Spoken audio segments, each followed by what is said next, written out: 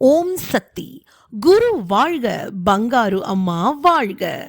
உங்கள் மனதை ஒருமுகப்படுத்தி தியானம் செய்யும் போது அம்மா அதற்கு கட்டுப்பட்டு பதில் சொல்ல வேண்டி வரும்.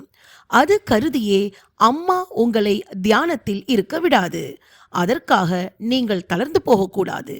விடாமுயற்சியோடு அம்மாவை பிடிக்க வேண்டும் என்பது குரு உபதேசமாகும்.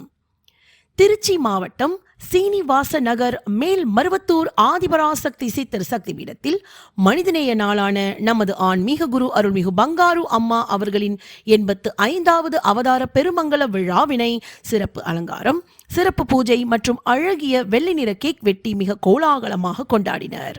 அன்றைய தினம் செவ்வாடை தொண்டர்கள் பள்ளி குழந்தைகளுக்கு பள்ளிக்கூட பை, ஜாமெட்ரி பாக்ஸ், நோட்டு, ஆங்கில அகரமுதலி, ஆங்கில இலக்கண புத்தகம், சேலை, போர்வை மற்றும் அரிசி வழங்கி சிறப்பாக சமுதாய பணி செய்தனர்.